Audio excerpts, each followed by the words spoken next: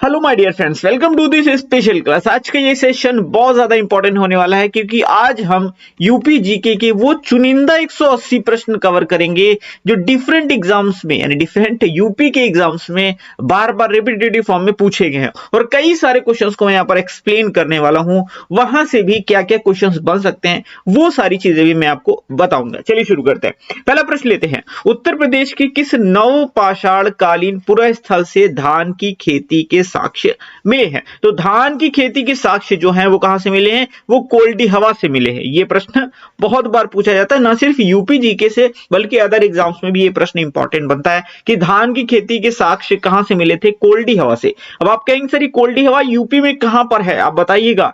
तो ये अभी तो फिलहाल इसको प्रयागराज बोलते हैं, लेकिन मैं पुराना नाम बता रहा हूं। तो इलाहाबाद के बेलन घाटी के समीप ये स्थित है। कहां? इलाहाबाद के बेलन घाटी में ये स्थित है कोल्डी हवा, और यहीं से प्राप्त हुए थे नवपाषाणकालीन धान की खेती के साक्ष्य। ये प्रश्न बहुत बार एग्जाम में पूछा गया है। अगला प्रश्न है, बुद्ध की प्रथम मूर्ति निर्मित हुई थी तो मथुरा कला शैली में। किसमें? मथुरा कला शैली में बुद्ध की प्रथम मूर्ति निर्मित हुई थी। ये प्रश्न एग्जाम में कई बार पूछा गया। प्रश्न नंबर 3 है, उत्तर प्रदेश में ताम्र पाषाणिक सभ्यता का साक्ष्य किस स्थान से प्राप्त होता है? तो ये सहारनपुर से प्राप्त होता है। कहां से प्राप्त होता है? सहारनपुर। यानी ताम्र पाषाणी। देखिए मैं आपको थोड़ा सा एक्सप्लेन कर देता हूं हिस्ट्री के बारे में। देखिए हिस्ट्री जो है उसको आप देखेंगे, अगर पाषाण युग की बात करें तो पाषाण युग को 3 भागों में बांटा गया। ठीक है, एक है पूरा पाषाण काल, एक है मध्य पाषाण काल और एक है नव पाषाण काल। तो ये तो हो गया पाषाण काल। लेकिन बाद में तांबे की भी खोज हो गई थी, तो फिर क्या किया गया, मतलब जो पाषाण तो पत्थर के औजार के साथ साथ तांबे के भी औजार बनाए जाने लगे, तो उस युग को ताम्र पाषाण काल कहा गया। मतलब क्या मैंने कहा, मतलब पत्थर के भी हथियार बनाए जाते थे, साथ में तांबे के भी हथियार बनाए जाते थे। तो वो ये उस दौर था, ये वो दौर था, उसी दौर को हम लोग ताम्र पाषाणिक युग कहा करते थे। और उस सभ्यता के साक्ष्य कहां से प्राप्त हुए? सहारनपुर से, जो कि उत्तर प्रदेश का सबसे उत्तरी जिला है। क्या? उत्तर प्रदेश का सबसे उत्तरी जिला है, याद रखेंगे। अगला प्रश्न है, बौद्धों के लिए उत्तर प्रदेश में स्थित सारनाथ क्यों महत्वपूर्ण है? क्यों भाई?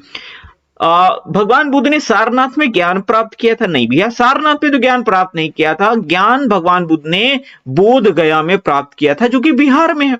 मतलब ये वाला ऑप्शन सही नहीं होगा, गलत होगा। भगवान बुद्ध का जन्म सारनाथ में हुआ? नहीं, भगवान बुद्ध का जन्म कपिलवस्तु में हुआ था। सारनाथ में कहा हुआ था? और कपिलवस्तु कहाँ है? ये तो नेपाल में, यानी ये भी सारनाथ से रिलेटेड नहीं है। भगवान बुद्ध का सारनाथ में महापरिनिर्वाण यानी देहांत हुआ ना?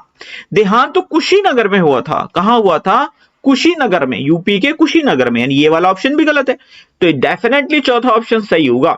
ज्ञान प्राप्त करने के बाद भगवान बुद्ध ने सारनाथ में अपना प्रथम उपदेश दिया था। एकदम ये सही है। अगला प्रश्न लेते हैं, शाटक वस्त्र निर्माण का प्रमुख केंद्र था? तो इसका प्रमुख केंद्र था वाराणसी। कुछ क्वेश्चंस आपको ऐसे ही याद रखने होंगे।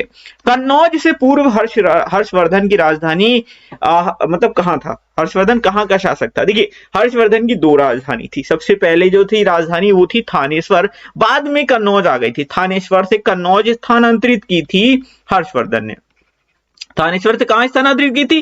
कन्नौज में। आप कन्नौज तो यूपी में, अब आप कहोगे सर थानेश्वर कहां है? मैं कहूंगा थानेश्वर है हरियाणा में।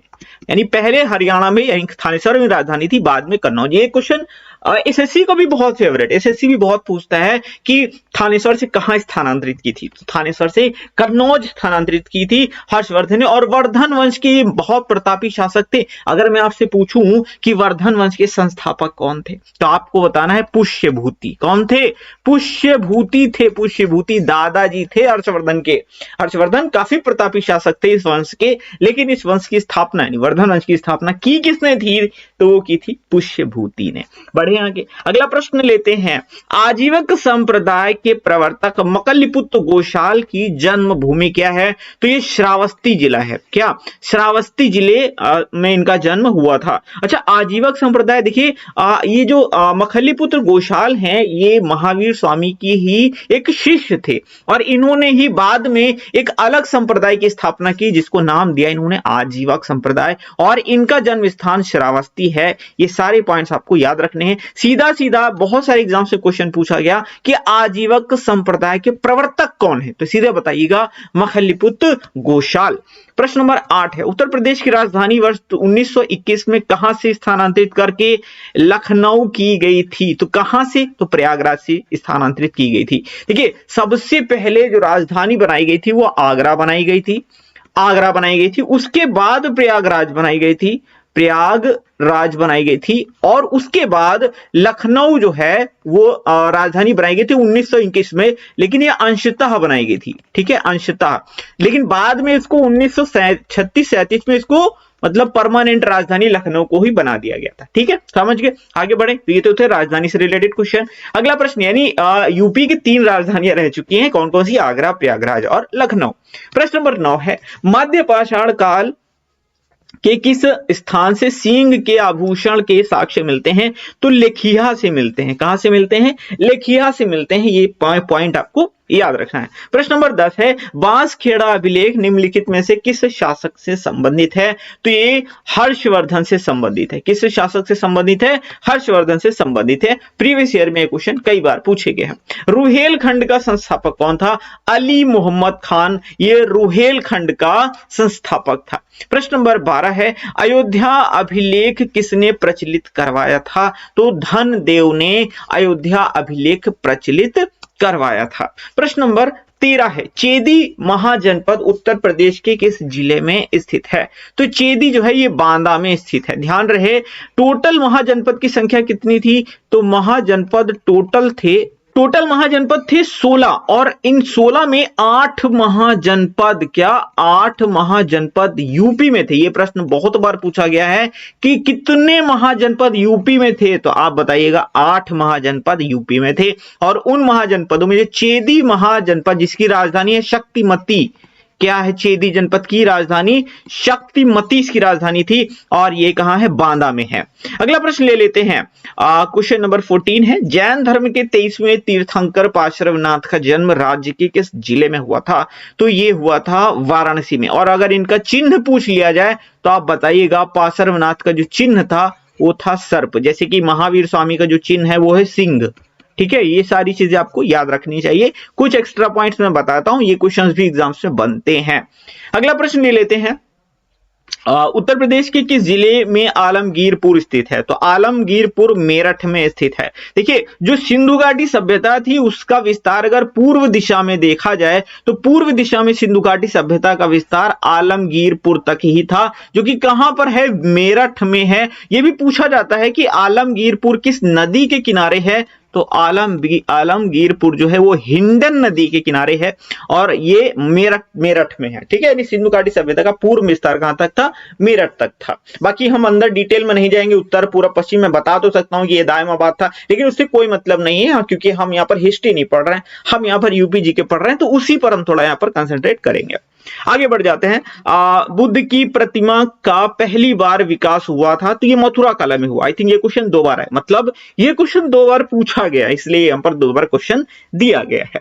अगला प्रश्न है प्रश्न नंबर 17, उत्तर प्रदेश के में बुद्ध ने अपना पहला उपदेश दिया था और अपनी कार्य विधि की नींव रखी थी, तो पहला उपदेश कहां दिया था, सारनाथ में दिया था। कहां दिया था, सारनाथ में। ये क्वेश्चन एग्जाम्स में बहुत बार पूछा गया है, तो जितनी बार पूछा गया होगा कहीं ना कहीं आपको 2-3 बार भी देखने के लिए मिल सकता है, तो इसमें कोई आश्चर्य नहीं होना चाहिए। अगला प्रश्न है, ऋषिपत्तन या मृगदांव का आधुनिक नाम क्या है, तो ऋषिपत्तन, सारनाथ को ही ऋषिपत्तन बोलते हैं, इसे मृगदांव के नाम से भी जाना जाता है, और यही गौतम बुद्ध ने अपना पहला उपदेश दिया था। अब आप कहें सर सारनाथ है कहां पर, तो ये वाराणसी के करीब में स्थित है। कहां, वाराणसी के पास में ये स्थित है सारनाथ। अगला प्रश्न लेंगे, कुशीनगर किस गणराज्य की राजधानी थी, तो मल्ल गणराज्य की राजधानी थी कुशीनगर। क्या, मल्ल गणराज्य की। चलिए अब मैं आपको सारे महाजनपद और उनकी राजधानी एक बार दिखा देता हूं, तो ज्यादा अच्छा रहेगा।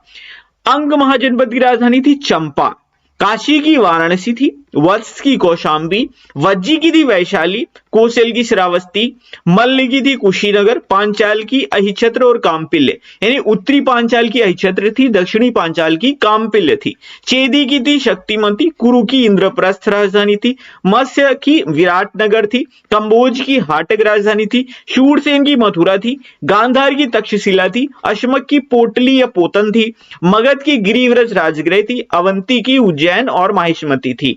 ये याद रखना है, ये 16 महाजनपद और इनकी सारी राजधानियां डिफरेंट एग्जाम्स में पूछी गई, ना सिर्फ यूपी के अदर एग्जाम्स में भी पूछी जाती हैं, क्योंकि एक हिस्ट्री का भी ये पार्ट बन जाता है।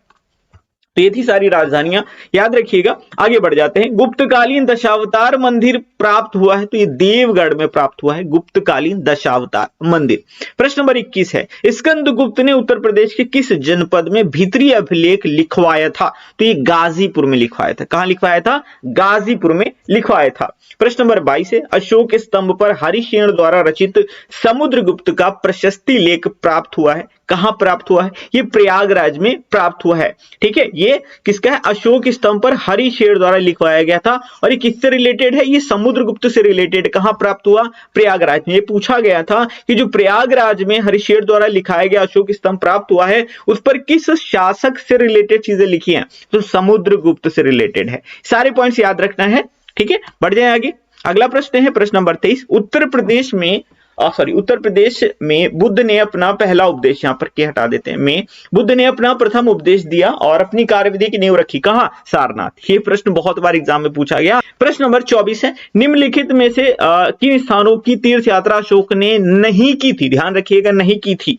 गया, कुशीनगर, लुम्बिनी, कपिल सब गए थे, लेकिन अयोध्या और हरिद्वार की यात्रा इन्होंने नहीं की थी। तो ऑप्शन नंबर ए करेक्ट हो जाएगा, क्योंकि नहीं की बात पूछी। याद रखिएगा, प्रश्न इंपॉर्टेंट है, कई बार एग्जाम में आया है। प्रश्न नंबर 25 है, अयोध्या का प्राचीन नाम क्या था? तो अयाजसा अयोध्या का प्राचीन नाम था। याद रखेंगे।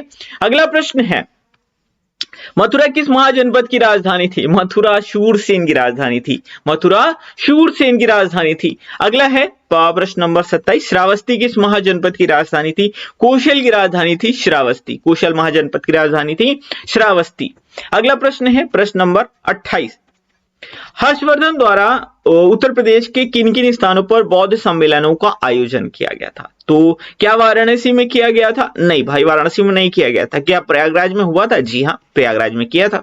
सिद्धार्थनगर में किया था? नहीं। कन्नौज में किया था? जी हाँ। यानी 2 और 4 सही हो जाएगा। तो कहां पर है 2 और 4? ऑप्शन नंबर बी यहां पर करेक्ट होगा। यानी हर्षवर्धन ने बौद्ध सम्मेलन प्रयागराज और कन्नौज में किया था। याद रखिएगा, कन्नौज तो हर्षवर्धन की एक राजधानी थी और प्रयागराज में भी इन्होंने किया था। अगला प्रश्न लेते हैं, प्रश्न नंबर 29 है, निम्न में से सिंधु सभ्यता से संबंधित कौन से केंद्र उत्तर प्रदेश में स्थित है? याद रखिएगा, उत्तर प्रदेश के 2 सिंधु सभ्यता, तो मैंने आपको बताया था मेरठ में स्थित है। एक और याद रखना है आपको, हुलास। तो 3 और 4 ऑप्शन सही होगा। कहां है? 3 और 4 ऑप्शन नंबर डी यहां पर करेक्ट हो जाएगा। तो प्रश्न नंबर ये था 29। ठीक है, हुलास कहां पर? अच्छा, ये तो मेरठ में है भाई, मैंने आपको बता दिया ना कहां है, मेरठ में। हुलास कहां पर पड़ता है? तो हुलास पड़ता है सहारनपुर में। क्या? सहारनपुर में पड़ता है, जो कि उत्तर प्रदेश का सबसे उत्तरी जिला है। समझ रहे हैं ना? बढ़ते रहिए आगे, और जो पॉइंट्स मैं आपको एक्स्ट्रा बता रहा हूं उन पर स्पेशल फोकस डालिएगा। वत्स महाजनपद की राजधानी थी वत्स कौशांबी की। ठीक है, वत्स महाजनपद की राजधानी क्या? कौशांबी। अगला प्रश्न है, कुषाण वंश के शासकों की दूसरी राजधानी। अब कुषाण वंश, ठीक है, कुषाण वंश का शासक कौन था? सबसे प्रतापी शासक कौन था? कनिष्क। कौन था? कनिष्क था। अब कुषाण वंश के शासकों की दूसरी राजधानी पूछ रहे हैं भाई साहब। दूसरी तो मथुरा थी। अब आप कहेंगे सर दूसरी मथुरा थी, पहली कौन थी? तो ये भी बता दीजिए हमको। देखिए, पहली राजधानी थी इनकी पुरुषपुर। क्या थी? पुरुषपुर। अब आपको सर पुरुषपुर सुना ही नहीं, पेशावर सुना है? वही है, पेशावर को पहले पुरुषपुर बोलते थे, और इन्होंने पुरुषपुर से अपनी राजधानी मथुरा की थी। यानी दोनों राजधानियां थी इनकी, पहली राजधानी पुरुषपुर थी और दूसरी राजधानी मथुरा। तो दूसरी पूछी, मथुरा टिक मारिए, पहली पूछे पुरुषपुर मार दीजिएगा। आई थिंक ये क्वेश्चन रिजॉल्व हो गया। आगे बढ़ जाते हैं। प्रश्न नंबर 32 है, हर्षवर्धन के समय कन्नौज क्या कहलाता था? ये भी प्रश्न पूछा गया। तो इसको नगर महोदय श्री बोला जाता था। प्रश्न नंबर 33 है, महमूद गजनवी ने कन्नौज पर कब आक्रमण किया था? तो ये किया था 1018-19 के करीब में। गजनवी की बात हो रही है, गोरी की बात नहीं हो रही है। अगला प्रश्न लेते हैं, कौशांबी को किसने विशेष क्षति पहुंचाई थी? तो हूण नेता तोरमाड़ ने पहुंचाई थी। ये प्रश्न एग्जाम में पूछा गया है, तो इसलिए मैंने इस क्वेश्चन को लिया है, इंपॉर्टेंट है। अगर गलती से भी एग्जाम में दिखे तो एटलीस्ट आप कर पाए। अगर कोई चीज आपने एक बार पढ़ ली है तो वो चीज कहीं ना कहीं आपके दिमाग में रहती है, आप भले ही उसको भूल जाओ, लेकिन जब भी ये क्वेश्चन एग्जाम में आएगा ना तो आपको याद आ जाएगी कौशांबी को किसने क्षति पहुंचाई थी, तो हूड के नेता तोरमाड़ ने पहुंचाई थी। बस बाकी डिटेल जानने की इतनी ज्यादा जरूरत नहीं है, क्योंकि हर क्वेश्चन की एक स्टोरी है और हर क्वेश्चन की स्टोरी लेके बैठे तो 180 क्वेश्चन है और अपने आप में ही एक मैराथन बन जाएगी 5-6 घंटे की, लेकिन ना उतना समय आपके पास होगा ना मेरे पास। अगला प्रश्न है, निम्न में कौन एक कथन सही नहीं है? ठीक है, उत्तर वैदिक कालीन सभ्यता का मुख्य केंद्र उत्तर प्रदेश था, एकदम सही है, कोई दिक्कत नहीं है, तो सही है, हमसे गलत पूछा है। ठीक है, कुषाण काल में मथुरा जैन धर्म का समृद्ध केंद्र था, एकदम सही है। ठीक है, राज्य में मथुरा की खुदाई से कुशाणकालीन साक्ष्य मिले। अब देखिए, अगर आपको एग्जाम में क्वेश्चन आता है और आपकी समझ नहीं आ रहा है तो भाई देखो ये दोनों पॉइंट्स एक ही जैसे हैं। ठीक है, मतलब ये भी सही है, गलत नहीं होगा, दोनों ही सही, एक ही पॉइंट है, ध्यान से सुन लो। मथुरा में मतलब राज्य में मथुरा की खुदाई से कुशाणकालीन साक्ष्य मिले, और यह भी कह रहे कुशाण काल में मथुरा जैन धर्म का समृद्ध स्थान था, मतलब सेम सेम है, मतलब ये भी सही है। यानी तीसरा वाला गलत होगा।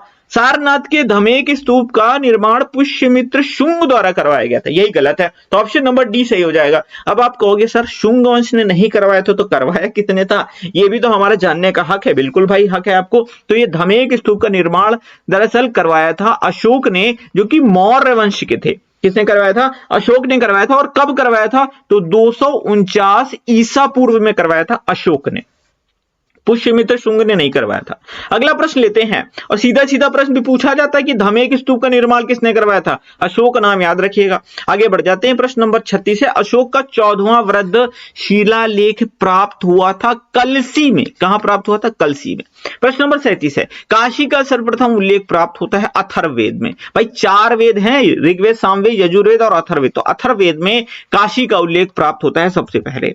प्रश्न नंबर 38 है, उत्पल वर्णा दीक्षा पाने वाली बौद्ध भिक्षुणी थी, वह निम्न स्थल में से किससे संबद्ध रही हैं? तो श्रावस्ती की रहने वाली थी, ये बौद्ध भिक्षुणी थी, इनका नाम है उत्पल वर्णा। दरअसल इनका शरीर बोलते हैं नीले रंग का था और ये काफी सुंदर थी, और ये बौद्ध भिक्षुणी बन गई थी। और ये कहां से संबंधित हैं? ये श्रावस्ती से रिलेटेड हैं।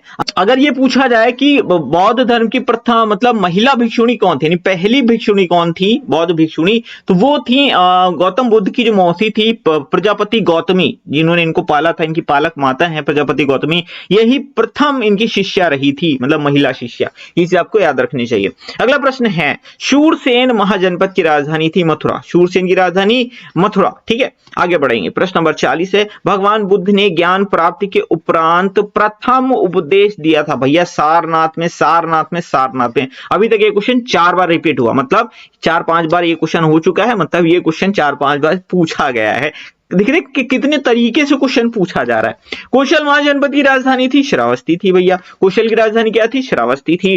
अगला प्रश्न है, मध्य पाषाण युग के सर्वाधिक साक्ष्य मिले हैं। तो सबसे ज्यादा साक्ष्य की बात करें तो सराय नाहर राय से प्राप्त हुए मध्य पाषाण काल के। प्रश्न नंबर 43 है, प्राचीन काल में उत्तर प्रदेश का वह क्षेत्र जो गंगा के मैदान में स्थित था वह किस नाम से चर्चित था? तो जो उत्तर प्रदेश का जो गंगा के मैदान में स्थित क्षेत्र था उसे मध्य देश के नाम से जाना जाता था। मध्य प्रदेश मत कर देना, मध्य देश है। ठीक है, अगला प्रश्न है, पांचाल महाजनपद की उत्तरी राजधानी, मैंने आपको बताया था उत्तरी राजधानी अहिछत्र है। अब आप कहेंगे सर दक्षिणी कामपिल है, बोला था, याद रखिए। नहीं याद है कोई दिक्कत नहीं है, पीछे जाइए वीडियो में जहां मैंने सारी राजधानियां बताई थी उनको 1-2 बार पढ़िए। अब आप एक बार पढ़ेंगे तो थोड़ी ना याद हो जाएगी, अगर आपने पहले नहीं पढ़ी है। 1 बार 2 बार 3 बार उनको पढ़िएगा, स्क्रीनशॉट लेकर रखिएगा, उसके बाद आपको याद हो जाएंगी। तो अहिछत्र और कामपिल दोनों ही पांचाल की राजधानियां थी। अगला प्रश्न है, प्रश्न नंबर 45, महाभारत के अनुसार काशी की स्थापना किसने की थी? दिवोदास ने की थी। किसने की थी? दिवोदास ने की थी काशी की स्थापना। गहड़वाल वंश का अंतिम शासक कौन था? जयचंद्र। कौन? गहड़वाल वंश का अंतिम शासक कौन था? जयचंद्र था। अब आप कहेंगे सर अंतिम बता दी है, प्रथम भी बता दीजिए, तो मैं कहूंगा यशो विग्रह। अब कुछ लोगों को बहुत ज्यादा ज्ञान यहां पर है, मुझे पता है भैया, वो कहेंगे सर आप गलत बता रहे हो, दरअसल वो चंद्रदेव थे। कौन थे? चंद्रदेव थे। दरअसल चंद्रदेव काफी प्रतापी शासक थे गहड़वाल वंश के, और आपको बहुत जगह देखने के लिए मिलेगा कि गहड़वाल वंश के मतलब जो संस्थापक थे वो चंद्रदेव थे, मानते हैं, क्योंकि जो यशो विग्रह है वो चंद्रदेव के दादाजी हैं। कौन है? दादाजी हैं। तो अगर आपको यशो विग्रह मिलता है तो आप यशो विग्रह टिक मारिएगा, और अगर आपको चंद्रदेव मिलता है तो आप इनको प्रेफरेंस दे सकते हैं। प्रश्न नंबर 47 है, जैन एवं बौद्ध धर्म का उदय किस सदी में हुआ था? तो ये 5वीं शताब्दी ईसा पूर्व में हुआ था। कब? 5वीं शताब्दी ईसा पूर्व में हुआ था। उत्तर प्रदेश में जैन और बौद्ध धर्म दोनों का प्रसिद्ध तीर्थ स्थल कौन सा है? तो ये है कौशाम्बी। कौन सा है? कौशाम्बी है। प्रश्न नंबर 49 है, प्रतिहारों के पतन के उपरांत महोबा में किस वंश की सत्ता स्थापित हुई थी? तो प्रतिहारों के बाद हुई थी चंदेलों की सत्ता। अब आप कहेंगे सर चंदेलों की मतलब चंदेल वंश के जो संस्थापक थे वो कौन थे? तो वो थे नन्नुक। कौन थे? वो थे नन्नुक। ये चंदेल वंश के संस्थापक थे। प्रश्न नंबर 50 है, कन्नौज में गहड़वाल वंश की स्थापना का श्रेय किसे दिया जाता? चंद्रदेव को। मैंने कहा था भैया गहड़वाल वंश की बात हो तो चंद्रदेव का नाम आपको अक्सर देखने के लिए मिलेगा। यशो विग्रह का नाम यदा कदा देखने के लिए मिलता है, लेकिन चंद्रदेव के दादाजी थे यशो विग्रह, लेकिन सबसे प्रतापी शासक यही थे, इसलिए इनको गहड़वाल वंश का संस्थापक माना जाता है। देखिए मैंने क्वेश्चन भी यहां पर दे दिया और एग्जाम में आया भी है। प्रश्न नंबर 51 है सॉरी, कन्नौज पर अधिकार के लिए 200 वर्षों तक चले त्रिपक्षीय संघर्ष में निम्नलिखित में से कौन शामिल नहीं था? यानी त्रिपक्षीय थे मतलब 3 वंश थे जिनके बीच संघर्ष चला लगभग 200 साल तक कन्नौज पर अधिकार के लिए। तो पाल, प्रतिहार और त्रिकूट, इनके बीच में यह चला था क्या? त्रिपक्षीय संघर्ष। इसमें चंदेल शामिल नहीं थे, और चंदेल के संस्थापक कौन? नन्नुक हैं। प्रश्न नंबर 52 है, किस चीनी यात्री ने कन्नौज की समृद्धि का श्रेष्ठ वर्णन अपनी यात्रा वृत्तांत में? अब चीनी यात्री की बात किया, हेनसांग मारो। हेनसांग मारो भैया। हेनसांग किसके शासनकाल में भारत आए थे? सबसे आसान तरीका मैंने आपको बताया था, जितने लोग पढ़ रहे हैं मुझसे लगातार उनको पता होगा, हर्षवर्धन। आप कहेंगे कैसे? हा से हर्षवर्धन, हा से हेनसांग, बस इससे ज्यादा आपको याद रखने की जरूरत नहीं है, लाइफ में कभी भूलना नहीं है, भूलोगे ही नहीं, एग्जाम में आएगा 100%। जैसे ही हेनसांग का नाम आ गया ना, किसके शासनकाल में आए थे? आप सीधा बताओगे सर हर्षवर्धन शासनकाल में आए थे, हमको तो याद है। मुस्लिम आक्रांता मोहम्मद गोरी ने किस शासक को 1193 में चंदावर के युद्ध में पराजित किया था? ये तो जयचंद थे। कौन थे? जयचंद थे। ठीक है, जयचंद्र नहीं जयचंद थे इनका नाम, आई थिंक जयचंद ही था बेस्ट। अच्छा ये तो वही हो गया था 1193 मोहम्मद गोरी के बीच में हुआ था, चंदावर का युद्ध हुआ था। इसके पहले भी तो हुए थे, 1191 में तराइन का युद्ध हुआ था, याद होगा ना? याद है कि नहीं? भूल गए? तराइन का प्रथम युद्ध पहला वाला हुआ था 1191, फिर 1192 में हुआ था तराइन का दूसरा युद्ध। तो ये पृथ्वीराज चौहान और गोरी के बीच में हुआ था, इसमें पृथ्वीराज की जीत हुई थी, पृथ्वीराज चौहान जीत गए थे। लेकिन 1192 में मोहम्मद गोरी ने फिर से अपनी सेना एकत्रित की थी और आक्रमण किया था, और तराइन के दूसरे युद्ध में पृथ्वीराज चौहान को हरा दिया था मोहम्मद गोरी ने। और फिर उसके जस्ट एक साल बाद यानी 1193 में जयचंद के साथ में युद्ध हुआ था, इसको चंदावर का युद्ध बोलते हैं। तो ये तीनों ही युद्ध इंपॉर्टेंट है और बहुत एग्जाम में पूछे जाते हैं। प्रश्न नंबर 54 है, निम्नलिखित में से कौन सुमेलित नहीं है? तो गहड़वाल वंश के संस्थापक चंद्रदेव थे, ठीक है, और चंदेल के तो नन्नू के, सही है। पुष्यभूति प्रभाकर वर्धन, ठीक है, मतलब संस्थापक नहीं है तो क्या हुआ भैया, एटलीस्ट इनके मतलब एक शासक तो है, ठीक है, पुष्यभूति प्रभाकर वर्धन, सही है, कोई दिक्कत नहीं है। और प्रतिहार नहीं, प्रतिहार के देवपाल नहीं है, प्रतिहार के भैया देवपाल नहीं है, तो प्रतिहार वंश के संस्थापक कौन है? तो ये है नागभट्ट। कौन? नागभट्ट, ये टा है प्रथम, प्रतिहार वंश के संस्थापक थे नागभट्ट प्रथम। देवपाल किसी भी तरीके से इस वंश से रिलेटेड नहीं है, बाकी चंद्रदेव रिलेटेड हैं गहड़वाल वंश से, नन्नुक रिलेटेड हैं चंदेल से, और प्रभाकर वर्धन रिलेटेड हैं पुष्यभूति वंश से। यानी ये पुष्यभूति ना, इसको पुष्यभूति वंश या वर्धन वंश भी इसको बोला जाता है। प्रश्न नंबर 55 है, हर्षवर्धन के संदर्भ में दिए गए कथनों में से कौन सही नहीं है? तो देखना है भैया। हर्षवर्धन ने 606 से 646 तक शासन किया, एकदम सही है। थानेश्वर की जगह इन्होंने कन्नौज की राजधानी बनाई, मैंने बताया था ना, हरियाणा से कन्नौज ले गए थे, नहीं थानेश्वर से कन्नौज अपनी राजधानी ले गए थे, सही है, कोई दिक्कत नहीं। कन्नौज और प्रयागराज में हर्षवर्धन ने धार्मिक समारोह का आयोजन किया था, ये भी प्रश्न मैंने आपको एमसीक्यू फॉर्म में बताया, ये भी सही है।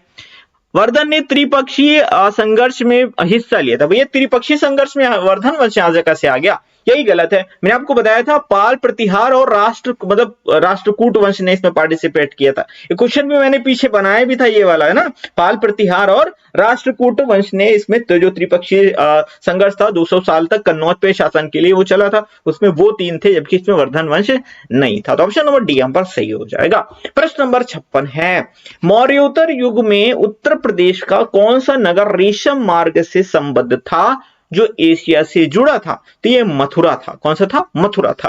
प्रश्न नंबर 57 है, सिराजे हिंद किस नगर, ये भैया बहुत पूछा जाता है, जौनपुर, जौनपुर को सिराजे हिंद के नाम से जाना जाता, इसका जो नगर का नाम क्या था, सिराजे हिंद इसको बोला जाता था। अब अगर आपसे पूछ लिया जाए कि जौनपुर की स्थापना किसने की थी, तो आप बताइएगा फिरोज शाह तुगलक। किसने की थी? फिरोज शाह तुगलक ने स्थापना की थी, किसकी? जौनपुर की स्थापना की थी। जिस तरह से आगरा की स्थापना किसने की थी? सिकंदर लोदी ने की थी, उसी तरह जौनपुर की स्थापना फिरोज शाह तुगलक ने की थी। ठीक है, ये सारे पॉइंट्स आपको याद रखने चाहिए, एग्जाम में बहुत पूछे जाते हैं। प्रश्न नंबर 58 है, निम्नलिखित में से कौन सा युग में सुमेलित नहीं है, ध्यान रखिएगा, नहीं है। तो जामा मस्जिद, इसका निर्माण बाबर ने करवाया था, सही है, करवाया था। इलाहाबाद का किला अकबर ने बनवाया था, सही है, कोई दिक्कत नहीं। एतमादुद्दौला का मकबरा नूरजहां ने बनवाया था, इनकी बेटी है नूरजहां एतमादुद्दौला की, सही है। अकबर का मकबरा, अरे अकबर का मकबरा, भला अपनी कबर कोई खुद ही कहा बनाएगा, अकबर ने थोड़ी बनाया था, यही ऑप्शन सही हो जाएगा। दरअसल अकबर का मकबरा अकबर ने नहीं, इनके पुत्र जहांगीर ने बनवाया था, जहांगीर ने बनवाया था अकबर का मकबरा, अकबर ने खुद थोड़ी ना बनवाया था, ये चीज आपको याद रखना। कब मरे थे अकबर? 1605 में। अगला प्रश्न ले लेते हैं, 59, हर्षवर्धन ने 2 महान धार्मिक सम्मेलनों का आयोजन कहाँ किया था? तो ये तो मैं आपको बता भी चुका हूं, कन्नौज और प्रयागराज, कन्नौज और प्रयागराज। देख रहे हैं कैसे घुमा घुमा के पूछा जा रहा है, सेम क्वेश्चन है ये, आई थिंक दूसरी बार क्वेश्चन रिपीट हुआ है, मतलब 2 बार ये प्रश्न 2 तरीके से पूछा गया है। प्रश्न नंबर 60 है, मलिक सरवर ख्वाजा जहां ने कब जौनपुर में शर्की साम्राज्य की स्थापना की थी? तो शर्की साम्राज्य की स्थापना की थी 1394 ईस्वी में मलिक सरवर ख्वाजा जहां। किसने की थी? मलिक सरवर ख्वाजा जहां ने। अगला प्रश्न है प्रश्न नंबर 61, टोपरा और मेरठ के अशोक स्तंभ लेखों को दिल्ली कौन लाया था? तो ये फिरोज शाह तुगलक लाया था, याद रखिएगा, कौन लाया था? फिरोज शाह तुगलक, इसी ने जौनपुर की स्थापना की थी। अगला प्रश्न है, बहू बेगम का मकबरा कहां स्थित है? बहुत बार ये प्रश्न पूछा गया है, फैजाबाद फैजाबाद फैजाबाद फैजाबाद। फिलहाल तो फैजाबाद का नाम अयोध्या रख दिया गया है, लेकिन अगर आपको अयोध्या ना दिया हो, फैजाबाद ऑप्शन में दिया हो, तो बेझिझक आप टिक करिएगा, क्योंकि बहू बेगम का मकबरा यहां पर। अब आप कह देंगे सर ये बेगम, बहू बेगम कौन है, किसकी बेगम है, ये तो बता दीजिए। तो ये शुजाउद्दौला की बेगम है। कौन? शुजाउद्दौला की बेगम थी। शुजाउद्दौला कौन? अवध के नवाब शुजाउद्दौला की बेगम थी, और इन्हीं का मकबरा है अयोध्या के मतलब फैजाबाद में है, या अयोध्या में बोल सकते हैं। और ये जो है इसको मतलब बोलते हैं कि एक तरह से ये ताजमहल की नकल की गई थी, ये भी एकदम ताजमहल की तर्ज पर ही बनाया गया था। देखने में आपको लगेगा कि हाँ एकदम ताजमहल जैसा ही कुछ है, ठीक है, उसकी तर्ज पर बनाया गया था। अगला प्रश्न है, किस शासक ने मुगल साम्राज्य की आरंभिक राजधानी आगरा से दिल्ली स्थानांतरित की थी? तो आगरा से दिल्ली कौन राजधानी ले गया था? अब आप कहेंगे सर कौन हो सकता है इसमें, तो मैं बताऊंगा शाहजहां। आपको सर शाहजहां तो आगरा में ताजमहल बनवा दिए थे, लेकिन राजधानी आगरा दिल्ली लेके चलेगा, उल्टा काम कर दिए भैया। आगरा में सारे काम करा रहे तो आगरा में राजधानी करनी चाहिए थी, नहीं, ये आगरा से अपनी राजधानी दिल्ली ले गए थे। कौन थे? शाहजहां थे, याद रखिएगा। इसीलिए मैं आपको ऐसे घुमा के याद करवा रहा हूं ताकि एग्जाम में आप याद रखिए, क्योंकि भैया आगरा में ताजमहल बनवाया, ठीक है, आगरा में और कुछ बहुत कुछ बनवा लिया, लेकिन इन्होंने अपनी राजधानी आगरा से दिल्ली ट्रांसफर कर ली, उल्टा खेल खेल गए, तो है ना, तो ये चीज याद रखना है, कहां शाहजहां ने काम किया था। अगला प्रश्न है प्रश्न नंबर 64 है, शर्की साम्राज्य की स्थापना कहां पर की गई? तो जौनपुर में शर्की साम्राज्य की स्थापना की गई थी। कब? 1394 में की गई थी, अभी मैंने आपको बताया था इससे रिलेटेड एक क्वेश्चन। अगला प्रश्न है, अकबर का मकबरा स्थित है सिकंदरा में, कहाँ है? सिकंदरा में। किसने बनवाया था अकबर का मकबरा? जहांगीर ने बनवाया था। अकबर की मृत्यु कब हुई थी? 1605 में हुई थी। अगला प्रश्न लेते हैं, प्रश्न नंबर 66 है, किस अवध नवाब की ने अवध की राजधानी फैजाबाद से स्थानांतरित कर लखनऊ में ले गए थे? यानी किस नवाब ने अवध की जो राजधानी थी वो फैजाबाद से स्थानांतरित कर लखनऊ ले गए थे? ये आसफुद्दौला थे। कौन थे? आसफुद्दौला थे। ये राजधानी जो है ये फैजाबाद से ले गए थे, कहां? लखनऊ ले गए थे अवध की राजधानी को। याद रखिएगा ये कौन है? आसफुद्दौला है। प्रश्न नंबर 67 है, किस सल्तनत कालीन सुल्तान ने अपनी राजधानी दिल्ली से आगरा स्थानांतरित की थी? अभी सल्तनत काल की बात है, ये आगरा ले गए थे। ये है सिकंदर लोदी। कौन है? सिकंदर लोदी। क्योंकि आगरा की स्थापना ही किसने की थी? 1504 में की थी। किसने? सिकंदर लोदी ने आगरा की स्थापना की थी और ये ले गए अपनी राजधानी आगरा। और आगरा से दिल्ली फिर कौन ले गया था? शाहजहां ले गए थे। अभी इससे पहले मैंने आपको बताया था। तो ये सारे क्वेश्चन एक दूसरे से कहीं ना कहीं रिलेटेड है, बस आपको याद रखना है। देखिए आगरा की स्थापना किसने की थी? सिकंदर लोदी ने, लेकिन आगरा में ताजमहल शाहजहां ने बनवाया था। इस तरह से आप याद रखिएगा। प्रश्न नंबर 68 है, मोहम्मद गोरी ने मेरठ पर कब आक्रमण किया था? थोड़ा डिफिकल्ट क्वेश्चन है बट आपको याद रख लेना चाहिए। 1192 की बात है। तराइन के दूसरा युद्ध 1192 में हुआ था। प्रश्न नंबर 69 है, 1764 ईस्वी में बक्सर युद्ध में अंग्रेजों के खिलाफ किस अवध नवाब ने मीर कासिम और मुगल सम्राट का साथ दिया था? तो ये दिया था शुजाउद्दौला ने। किसने दिया था? शुजाउद्दौला में। शुजाउद्दौला ने। देखिए बक्सर का युद्ध कब हुआ था? 1764 में हुआ था। इसमें 3 सेनाओं ने पार्टिसिपेट किया था। एक तो अंग्रेज थे, एक साइड तो अंग्रेज थे, इनको भाई अलग करो। बाकी एक तरफ अंग्रेज थे, दूसरी तरफ 3 सेनाएं थी। कौन कौन सी सेनाएं थी? एक तो अवध के नवाब कौन थे? शुजाउद्दौला थे, ठीक है। बंगाल के नवाब कौन थे? मीर कासिम थे। और मुगल सम्राट शाह आलम द्वितीय थे। कौन कौन थे? मुगल सम्राट शाह आलम द्वितीय थे। तो 3 सेना एक तरफ थी, अंग्रेज एक तरफ थे। और अंग्रेजी सेना का नेतृत्व किसने किया था? ये जरूर याद रखिएगा। तो अंग्रेजी सेना का नेतृत्व किया था हेक्टर मुनरो ने।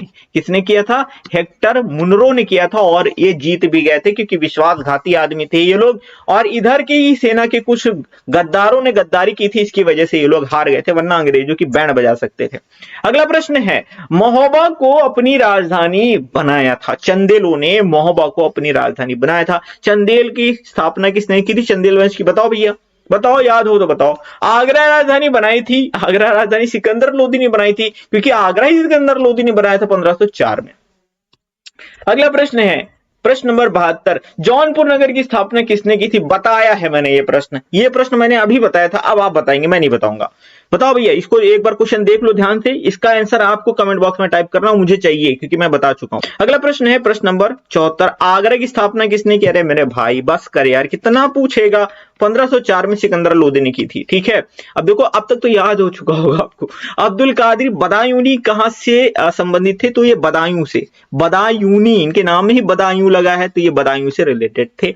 अगला प्रश्न है, सूरजमल घाट की राजधानी थी। तो सूरजमल घाट की राजधानी थी मथुरा। क्या थी? मथुरा राजधानी थी, ठीक है। अगला प्रश्न है प्रश्न नंबर 77, अवध को कुशासन के आधार पर कब ब्रिटिश साम्राज्य में मिला लिया गया था? तो ये थे ये 1856 की बात है।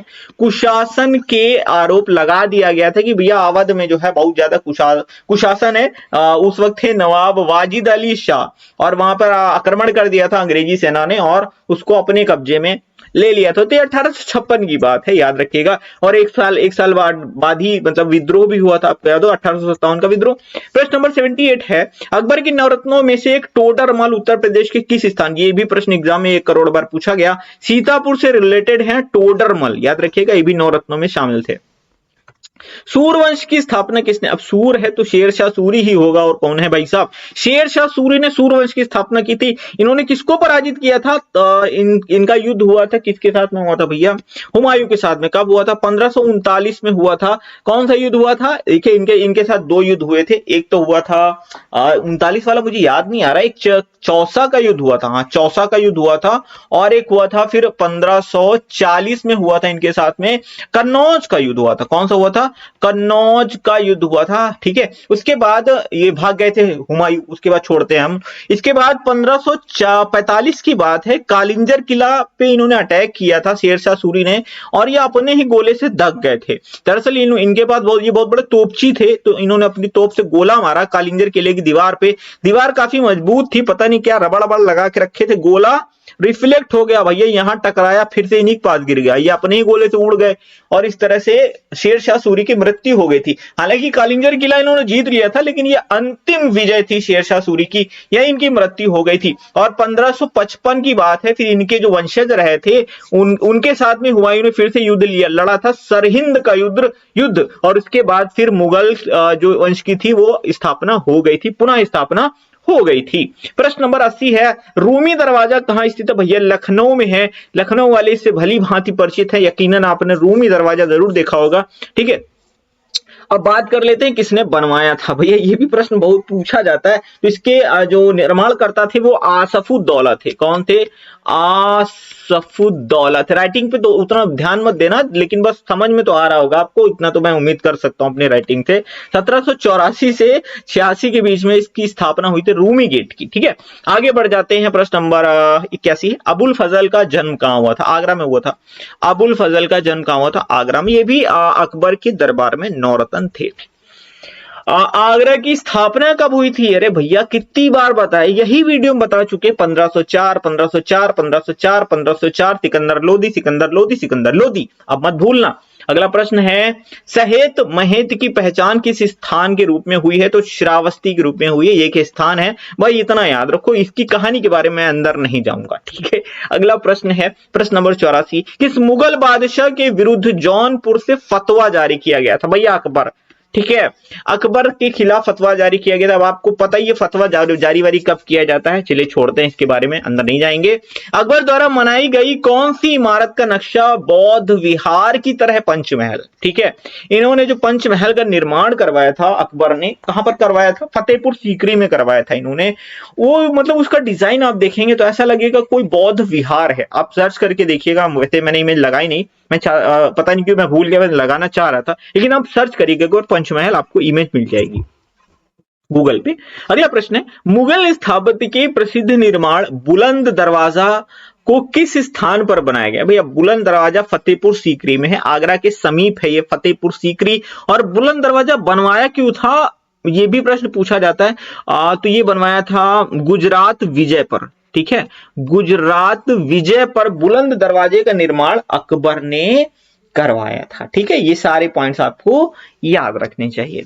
अगला प्रश्न है, शेरशाह सूरी की मृत्यु किस स्थान पर हुई थी? मैंने आपको बताया 1545 की बात है। कालिंजर किले को महाशय जीतने गए थे और अपने ही गोले से ये उड़ गए थे। अब आप पूछ सकते हैं कि सर ये किस जिले में पड़ सकता है? तो ये यूपी के बांदा में पड़ता है।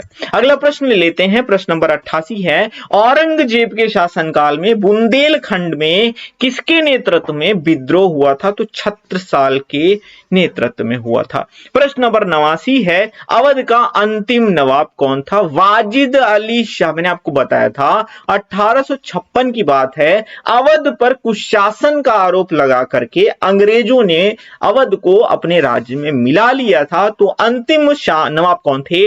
वाजिद अली शाह थे। और इनके बारे में एक कहानी बड़ी प्रचलित है। जब अंग्रेजों ने मतलब अटैक किया था तो ये महाशय बैठे हुए थे, मतलब आराम कर रहे थे। सब लोग भाग खड़े हुए, इनके सारे नौकर चाकर सेना वेना सब भाग गई, लेकिन ये महाराज नहीं उठे। काहे? क्योंकि नवाब थे। अब आप कहोगे सर भागे काहे नहीं? क्योंकि इनके पैर में कोई जूती पहनाने वाला नौकर नहीं था, सब नौकर भाग गए थे। अंग्रेज आए फिर भी ये बैठे थे। अंग्रेज पूछे कि तुम भागे काहे नहीं? तो ये महाशय बोले, भैया हमको कोई जूती पहनाने वाला नहीं था, हम जूती पहनते कैसे? भैया हमको जूती पहनाओ तब तो चलेंगे। तब अंग्रेजों ने इनको जूती पहनाई, तब इनको लेके गए, ठीक है। तो ये थे नवाब, ये हैं नवाब, इसकी को बोलते हैं नवाबी। अगला प्रश्न है, निम्नलिखित में से कौन सुमेलित नहीं है? तो कौन? जौनपुर, फिरोज शाह तुगलक ने जौनपुर की स्थापना की थी। सिकंदर लोदी ने आगरा की। सही है, सही, एकदम बढ़िया, सब चकाचक है। और फतेहपुर सीकरी की स्थापना अकबर ने की थी। ये भी एकदम सही है, फतेहपुर सीकरी बसाया था अकबर ने। फैजाबाद नहीं, फैजाबाद की स्थापना औरंगजेब ने नहीं की थी। ऑप्शन नंबर डी यहाँ पर सही हो जाएगा। ये एकदम मतलब गलत है अकॉर्डिंग टू दिस ऑप्शन। दरअसल फैजाबाद की स्थापना अली वर्दी खान ने की थी। किसने की थी?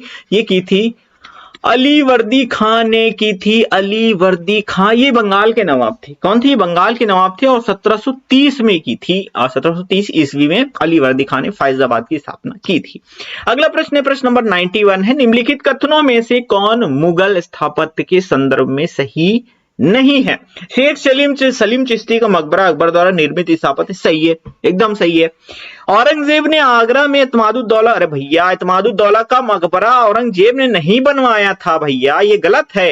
नूरजहां ने बनवाया था। औरंगजेब की जो मतलब इत्मादुद्दौला की जो पुत्री थी नूरजहां, उसने बनवाया था इत्मादुद्दौला का मकबरा। ताजमहल आगरा में स्थित शाहजहां की कृति, एकदम सही है। आगरा के किले में जहांगीरी महल का निर्माण अकबर ने करवाया था, ये भी सही है। ठीक है, अच्छा, एक मोती मस्जिद बहुत पूछी जाती है, याद रखना। अगर पूछा जाए आगरा की मोती मस्जिद किसने बनवाई थी, तो आगरा से रिलेटेड हमेशा शाहजहां रहते हैं, ध्यान रहे। आगरा की मोती मस्जिद शाहजहां ने बनवाई थी। लेकिन अगर पूछा जाए दिल्ली की मोती मस्जिद किसने बनवाई थी, दिल्ली के लाल किले के अंदर, लाल किले के अंदर भी एक मोती मस्जिद है, उसका निर्माण किसने करवाया था? तब आप बताएंगे कि उसका निर्माण औरंगजेब ने करवाया था। यानी आगरा से रिलेटेड शाहजहां हो जाएंगे। लेकिन अगर मोती मस्जिद लाल किले के अंदर यानी दिल्ली वाली पूछी जाए तो आप बताना औरंगजेब ने बनवाया था। सारे छोटे छोटी मगर मोटी बातें हैं, लेकिन आपको याद रखनी है, क्योंकि यही आपको एग्जाम में नंबर दिलाती हैं, छोटी छोटी बातें, और आपका सिलेक्शन दिलाती हैं। बेगम हजरत महल ने 1857 के विद्रोह का नेतृत्व किया था लखनऊ से। लखनऊ में तो बेगम हजरत महल पार्क भी बना हुआ है।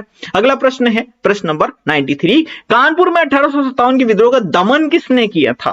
भैया देखो, 1857 का जो विद्रोह हुआ था मतलब अलग अलग जगह से अलग अलग लोगों ने किया था। जैसे इलाहाबाद से अलग लियाकत अली ने किया था, है ना। आप चले जाएंगे बिहार में, वहां पर कुंवर सिंह ने किया था। अब लखनऊ आ जाएंगे तो यहां से किया था बेगम हजरत महल ने किया था ना। इस तरह से अलग अलग जगह से आप चले जाएंगे, कानपुर चले जाएंगे तो वहां से नाना साहब ने किया था ना। अलग अलग लोगों ने नेतृत्व किया था, और उन अलग अलग लोगों के नेतृत्व को दबाने के लिए अलग अलग अंग्रेज अधिकारी लगाए गए थे। तो यहां पूछा गया है कि जो कानपुर का नेतृत्व था किया गया, मतलब जो कानपुर का विद्रोह था उसको किसने दबाया था? कैंपबेल ने दबाया था।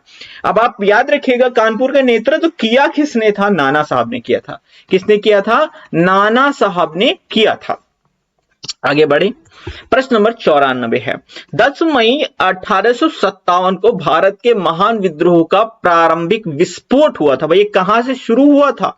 मेरठ से शुरू हुआ था। ठीक है, वो आपको पूरी स्टोरी पता है, जो चर्बी वाले कारतूस थे, है ना, ये सारी स्टोरी आपको पता है, इसलिए अंदर हम नहीं जाएंगे, इतना ही पढ़ के छोड़ते हैं। आगे बढ़ जाते हैं। 1857 के विद्रोह से सर्वाधिक प्रभावित क्षेत्र कौन सा था? तो अवध और बुंदेलखंड सबसे ज्यादा प्रभावित हुआ था।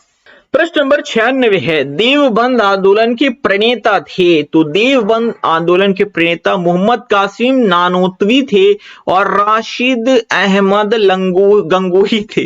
तो एक और दो सही होंगे सर, नहीं ये नहीं थे, बख्खा भी नहीं थे। तो एक और दो कहां पर? एक और दो, ऑप्शन नंबर डी सही हो जाएगा। ठीक है, ये क्वेश्चन आपको याद रखना, बड़ा इंपॉर्टेंट क्वेश्चन है, एग्जाम में ऐसे पूछा गया और आप ऐसे इसको याद रख लीजिएगा। जैसे देवबंद कहां पर है? तो सहारनपुर में है, याद रख लीजिए। कुछ और चीजें आपको हा है भैया हमारा, ठीक है, थोड़ा सा आप एडजस्ट कर लीजिए मेरी राइटिंग के साथ में।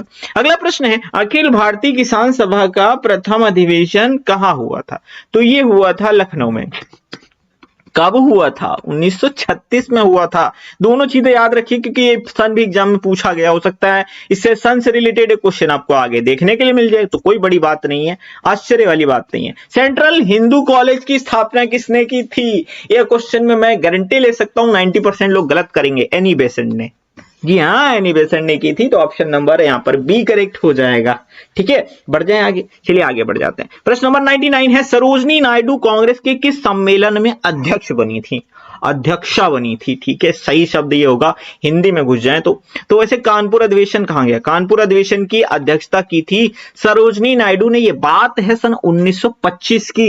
दरअसल 1924 में अधिवेशन की अध्यक्षता गांधी जी ने की थी, कर्नाटक के बेलगाम अधिवेशन की। अब आप कहेंगे सर गांधी जी कैसे पहुंच गए? भैया रिलेट करवा रहे हैं तुमको, क्योंकि 24 वाला आपको याद है, 25 वाला आप भूल जाते हो। तो 24 के जस्ट एक साल बाद 25 आता है, और 25 वाले अधिवेशन की अध्यक्षता सरोजनी नायडू ने की थी, कानपुर अधिवेशन की अध्यक्षता। और प्रथम भारतीय महिला अध्यक्ष थी क्या? फिर से लिख देता हूं मैं भैया, प्रथम भारतीय महिला, ठीक है, अध्यक्ष, प्रथम भारतीय महिला अध्यक्ष थी। अब क्या सर यहां पर भारतीय क्यों लगा दिया? तो भैया प्रथम महिला, अगर भारतीय यहां से हटा दें और हम कहें प्रथम महिला अध्यक्ष कौन थी, तो मैं कहूंगा एनी बेसेंट थी। कौन थी? एनी बेसेंट थी। 1917 में कांग्रेस का अधिवेशन हुआ था, उसकी अध्यक्षता एनी बेसेंट ने की थी 1917 में। अब आप बताइए वो अधिवेशन कहां हुआ था? इसीलिए तो बताएं नहीं तुमको पूरी बात। अब बताओ वो 1917 का अधिवेशन कहां हुआ था? पढ़ते हो आप सब लोग भी भैया, तैयारी करो, एस्पिरेंट हो तो आपके जवाब भी हमको चाहिए कमेंट बॉक्स में।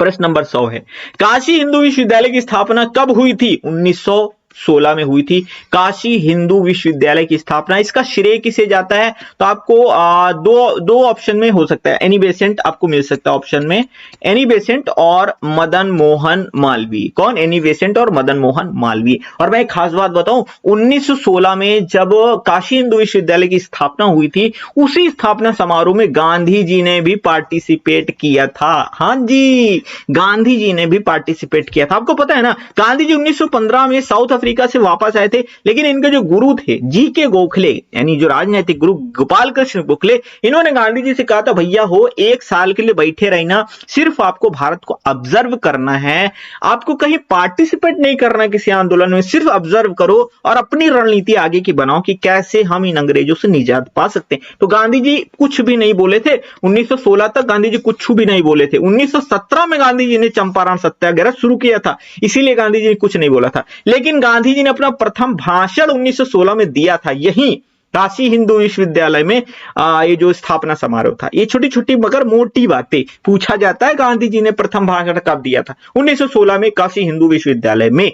आगे बढ़े, अगला प्रश्न है 101, इलाहाबाद विश्वविद्यालय कब स्थापित हुआ था? ये 1887 में स्थापित हुआ था। एक क्वेश्चन पूछा जाएगा, आपको 4-5 विश्वविद्यालय के नाम दे देंगे और कहेंगे बताओ सबसे प्राचीन विश्वविद्यालय कौन सा है, तो आप बता देना इलाहाबाद विश्वविद्यालय सबसे प्राचीन है। अब आपको सर आपको कैसे पता? भैया प्रीवियस ईयर पढ़ के पता हमको, ठीक है। तो ये प्रश्न पूछा जाता है, तो सबसे प्राचीन विश्वविद्यालय कौन सा? इलाहाबाद। ऐसा मतलब क्वेश्चन आता है, इसलिए मैं आपको बताऊं, क्वेश्चन मेरी नजरों से गुजर चुका है। 1887 में होता है, सन याद रखिएगा। अगला प्रश्न 102, कांग्रेस व मुस्लिम लीग का एक साथ अधिवेशन लखनऊ में कब आयोजित हुआ था? 1916 में। 1916 में, क्योंकि कहानी रिलेटेड है 1907 से। अब आपको सर 1907 से? हाँ जी, क्योंकि कांग्रेस है, मुस्लिम लीग है, नरम दल गरम दल सब अलग अलग हो गए थे, ये लोग विभाजन हो गया था। सूरत अधिवेशन था 1907 में, कांग्रेस का अध्यक्षता की थी रास बिहारी घोष।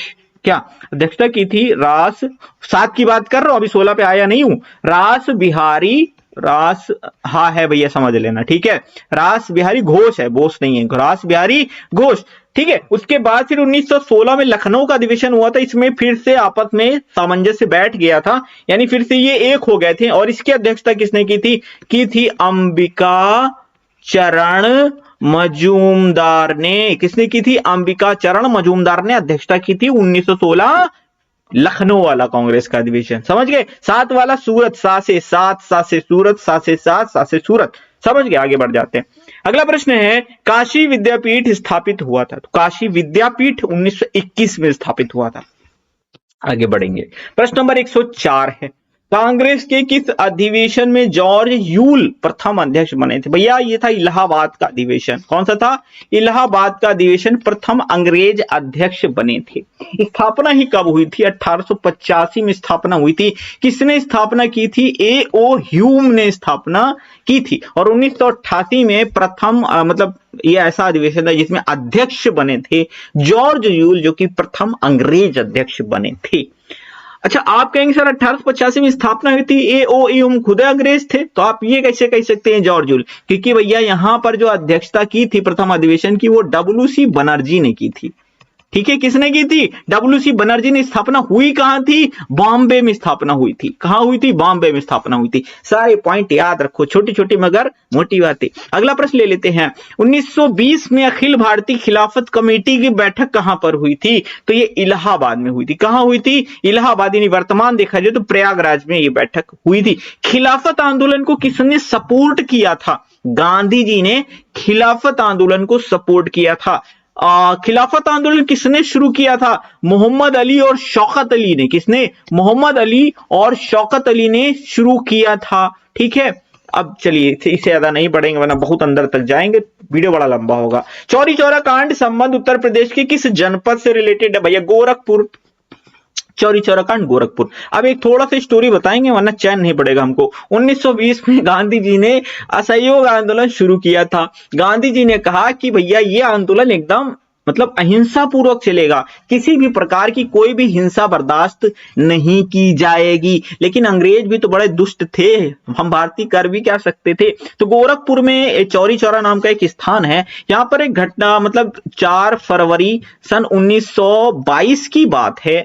1922, 4 फरवरी 1922 की बात है। कुछ अंग्रेजों ने भैया मतलब शरारत कर दी भाई, समझ लीजिए, परेशान कर लिया भारतीयों को। तो भैया परेशान हो जाए आदमी क्या ही करता है, कहते नहीं आम आदमी सोता हुआ शेर है। तो इन्होंने जगा दिया, तो हुआ क्या, इनको दौड़ा दिया अंग्रेजों को, और इनको इन्हीं की जेल में बंद कर दिया अंग्रेजों को, और उसी अंग्रेजी जेल में लगा दिया आग। कई अंग्रेज जल के मर गए थे। तो ये हिंसा हो गई थी। उसके बाद अंग्रेजों ने कड़ी कार्यवाही भी की थी और गांधी जी को अंदर कर दिया था। ठीक है, गांधी जी को अंदर कर दिया। गांधी जी भी परेशान थे, भैया हिंसा हो गई, हिंसा हो गई। गांधी जी ने 12 फरवरी 1922 को अपना असहयोग आंदोलन वापस ले लिया था। यानी गांधी जी के ऊपर कार्रवाई भी हो गई थी अंग्रेजों की तरफ से। ये सारे पॉइंट्स याद रखिएगा क्योंकि डेट्स पूछी जाती हैं। गांधी जी ने कब असहयोग आंदोलन वापस लिया? 12 फरवरी 1922 को। चौरी चौरा घटना कब हुई? 4 फरवरी 1922 को, है ना। ये सारे पॉइंट छोटी छोटी मगर मोटी बातें। प्रश्न नंबर 107, वहाबी आंदोलन के संस्थापक कौन थे? रायबरेली के सैयद अहमद। कौन थे? रायबरेली के सैयद अहमद। आगे बढ़ते हैं। अगला है प्रश्न 108, इलाहाबाद में 1857 के संग्राम का नेता कौन था? भैया इलाहाबाद की बात हो रही है, मौलवी लियाकत अली थी। मैं बहुत बता भी चुका हूं आपको। ठीक है, आगे बढ़ जाते हैं। प्रश्न नंबर 109 है, इलाहाबाद में विद्रोह का दमन किसने किया था? कर्नल नील ने किया था। किसने किया था? कर्नल नील ने किया था। नील लगा के आया था ये आदमी। अगला प्रश्न है 110 है, 1857 ईस्वी के प्रथम स्वाधीनता आंदोलन का सर्वाधिक बड़ा केंद्र निम्नलिखित में से कौन था? तो ये था मेरठ। क्योंकि देखिए 1857 का जो विद्रोह शुरू हुआ था, सबसे बड़ा केंद्र मेरठ ही था क्योंकि यहीं से शुरुआत हुई थी। ठीक है, कैसे शुरुआत हुई थी? वो एनफील्ड राइफल वाली कहानी आपको याद है। चलिए आगे बढ़ते हैं। प्रश्न नंबर 111 है, 1936 में अखिल भारतीय किसान सम्मेलन का आयोजन कहां की थी? मैं कह रहा था, पूछा गया था प्रथम अखिल भारतीय किसान सम्मेलन का आयोजन कहां हुआ था? तो वो बताया है लखनऊ में। ठीक है, और यहाँ पे सन कितना है? 1936 है। याद रखिएगा, ये क्वेश्चन बता चुका हूं मैं पहले भी। ये प्रश्न दोबारा रिपीट हुआ है लेकिन फॉर्मेट चेंज होकर रिपीट हुआ है। अगला प्रश्न है 112, सविनय अवज्ञा आंदोलन के दौरान नेहरू जी ने कहां से कर बंदी आंदोलन चलाया था? इलाहाबाद यानी प्रयागराज से चलाया था।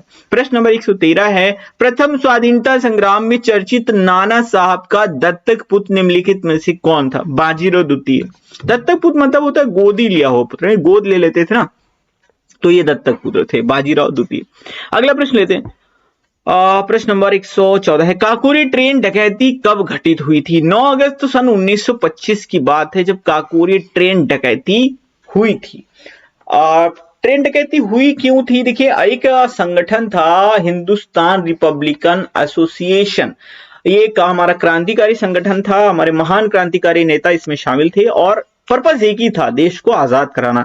लेकिन ये जो हमारे क्रांतिकारी नेता थे ये अलग तरीके से, गांधी जी कहते थे अहिंसा से आजाद कराएंगे, लेकिन इनकी मतलब टेक्निक अलग थी कि भैया ईंट का जवाब हम पत्थर से देंगे। तो लेकिन अंग्रेजों से लड़ाई करना था तो उसके लिए हथियारों की जरूरत थी, हथियार की जरूरत थी मतलब पैसा चाहिए था। तो वो कह रहा था, काकोरी जो है लखनऊ में ही है।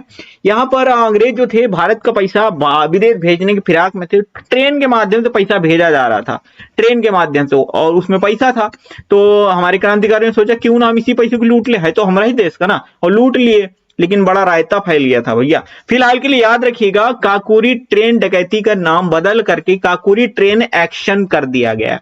ठीक है, समझ गए, यही थी काकोरी ट्रेन, मतलब काकोरी ट्रेन एक्शन। ठीक है, नाम बदल दिया यूपी सरकार ने। अगला प्रश्न है, अलीगढ़ मुस्लिम एंग्लो ओरिएंटल कॉलेज की स्थापना कब हुई थी? तो ये हुई थी सन 1875 में। कब हुई थी? 1875 में हुई थी। हाँ, किसने की थी? सर सैयद अहमद खान। अगला प्रश्न लेते हैं। प्रश्न नंबर 116 है, प्रथम स्वाधीनता संग्राम के दौरान अंग्रेजी सेना में जमकर मोर्चा लेने वाली झांसी की रानी लक्ष्मीबाई के पति कौन थे? अच्छा, मतलब सेना से होगा, मैं नहीं, वो सही लगा है। राजा गंगाधर राव। ठीक है, राजा गंगाधर राव, नॉट बाजीराव, राजा गंगाधर राव। इन्होंने काफी लोहा लिया था अंग्रेजी सेना से, मतलब लड़ाई कर दिया था, क्योंकि भाई अंग्रेजों जानते हैं वो हड़प नीति चलाई थी। कहा नाम था उसका? लॉर्ड डलहौजी। लाड़ बड़ा लगाते थे अपने नाम के आगे लोग, डलहौजी बोलते हैं, सीधा नाम है डलहौजी। ठीक है, ये क्या है कि ये थे हड़प नीति, मतलब अगर किसी का राजा का पुत्र नहीं है तो वो राज हमारे अंदर आ जाएगा, मतलब दिमाग खराब है भैया। ठीक है, तो वही के विरोध में मतलब सब हुआ था कहानी, आपको पता है। बाकी प्रश्न नंबर 117 है, अंग्रेज गवर्नर डलहौजी की विलय नीति के फलस्वरूप उत्तर प्रदेश की कौन सी रियासत अंग्रेजी सरकार के अधीन नहीं की गई थी? तो कौन सी रियासत? कानपुर है। ठीक है, अगला प्रश्न ले लेते हैं, छोटे छोटे क्वेश्चन हैं। प्रश्न नंबर 118 है, डलहौजी की विलय नीति के कारण अवध को निम्नलिखित में से किस वर्ष ब्रिटिश शासन में मिलाया गया? भैया 1856 में मिलाया गया था। ठीक है, बताया है ये प्रश्न कई बार, इसकी तो कहानी भी सुनाया आपको पूरी। 119 है, स्वतंत्रता प्राप्ति के उपरांत उत्तर प्रदेश में पहला राज्यपाल किसे बनाया गया था? तो ये सरोजनी नायडू जी को बनाया गया था, सरोजनी नायडू को बनाया गया था। अगला प्रश्न है, प्रश्न नंबर 121 है, भारतीय राष्ट्रीय कांग्रेस की स्वतंत्रता प्राप्ति तक इलाहाबाद में कितने अधिवेशन हुए थे? तो इलाहाबाद में 3 अधिवेशन हुए थे टोटल, मतलब कांग्रेस के 3 अधिवेशन हुए थे। एक तो मैंने आपको बताया था 1888 वाला हुआ था, ठीक है, जिसमें जॉर्ज यूल अध्यक्ष बने थे। कौन? जॉर्ज यूल अध्यक्ष, प्रथम अध्यक्ष, अंग्रेज अध्यक्ष थे ना। फिर उसके 4 साल बाद फिर एक और अधिवेशन हुआ था 1892 में, ठीक है, ये भी इलाहाबाद में हुआ था, और इसमें WC बनर्जी यानी विमेश चंद्र बनर्जी ने अध्यक्षता की थी। और एक और हुआ था 1910 में हुआ था, ये भी कहां हुआ था? ये भी हुआ था आपका इलाहाबाद में। तो 3 हुए थे भैया। ठीक है, अगला प्रश्न ले लेते हैं। प्रश्न नंबर 122 है, 1857 के प्रथम स्वतंत्रता विद्रोह में भाग लेने वाली प्रसिद्ध महिला स्वतंत्रता सेनानी निम्नलिखित में से कौन थी? तो ये बेगम हजरत महल। अगला प्रश्न है, प्रश्न नंबर 123 है, प्रथम स्वाधीनता संग्राम के समय बरेली में इसका नेतृत्व निम्नलिखित में से किसने किया था? अच्छा, प्रथम स्वतंत्रता संग्राम बरेली से कौन थे? खान बहादुर खान थे, बरेली से खान बहादुर खान। प्रश्न नंबर 124 है, 1905 में आयोजित भारतीय राष्ट्रीय कांग्रेस का अधिवेशन कहां हुआ था? तो ये लखनऊ में हुआ था। कहां हुआ था? 1905, आपको याद है ना, स्वदेशी आंदोलन चलाया जा रहा था इस वक्त, स्वदेशी आंदोलन जिस वक्त चल रहा था उसी वर्ष की बात है, 1905 में लखनऊ में हुआ था। अध्यक्ष थे जी.के. गोखले, अध्यक्ष थे जी.के. गोखले यानी गोपाल कृष्ण गोखले, गांधी जी के राजनीतिक गुरु भी थे। प्रश्न नंबर 125 है, हिंदुस्तान रिपब्लिकन एसोसिएशन की स्थापना कब की गई थी? यानी HRA की बात की जा रही है। HRA की स्थापना सन 1924 में हुई थी। कब हुई थी HRA की स्थापना? HRA की स्थापना सन 1924 में हुई थी। इसमें मुख्य रूप से अगर देखा जाए तो राम प्रसाद बिस्मिल थे, और जोगेश चंद्र चटर्जी थे, और सचिन सान्याल थे, है ना। तो ये सारे व्यक्ति थे इसमें, मतलब सारे महान क्रांतिकारी थे हमारे, और राम प्रसाद बिस्मिल इसमें मुख्य थे। ठीक है, अगला प्रश्न ले लेते हैं। और हाँ, ये तो HRA हो गया। उसके बाद जब काकोरी ट्रेन एक्शन की घटना हो गई थी, उसके बाद HRA मतलब एक तरह से खत्म सा ही हो गया था, उसकी रीस्थापना की गई थी, HSRA के नाम से की गई थी, और उसमें चंद्रशेखर आजाद और भगत सिंह की मुख्य भूमिका रही थी। तो ये हुई थी सन 1928 में। ये HSRA यानी हिंदुस्तान सोशलिस्ट रिपब्लिकन एसोसिएशन की स्थापना की गई थी। ये सारे पॉइंट्स भी आपको याद रखने, ये HRA, ये HSRA है। अखिल भारतीय किसान सभा की स्थापना स्वामी सहजानंद के नेतृत्व में किस वर्ष की गई थी? 1936 में की गई थी। अखिल भारतीय किसान कहां की गई थी? लखनऊ में। कहां की गई थी? लखनऊ में की गई थी। अगला प्रश्न है 127, कांग्रेस व मुस्लिम लीग का एक साथ अधिवेशन लखनऊ में कब हुआ था? 1916 में।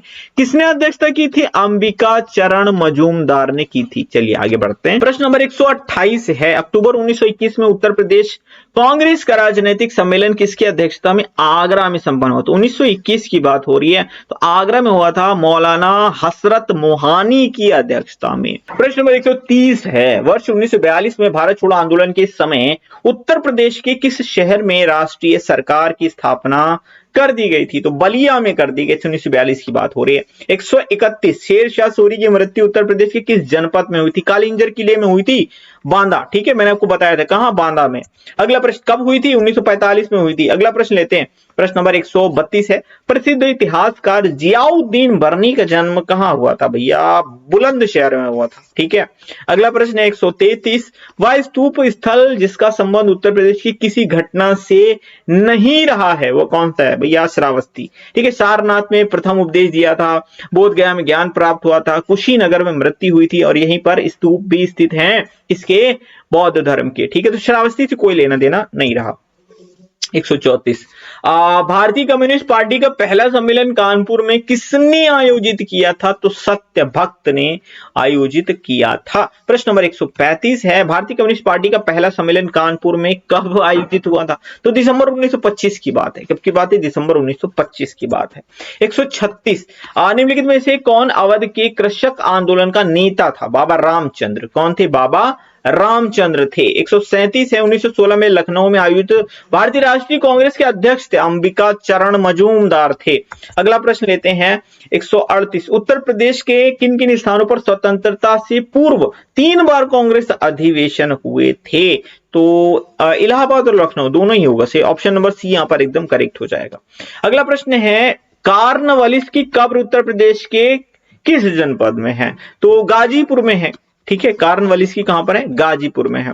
अगला प्रश्न लेते हैं, प्रश्न नंबर 140 है, अलाउद्दीन खिलजी ने कड़ा से अपने देवगिरी अभियान को संपन्न किया था। वर्तमान में कड़ा कहां पर है? तो कड़ा कौशाम्बी में है। काशी कड़ा को काशी कौशाम्बी।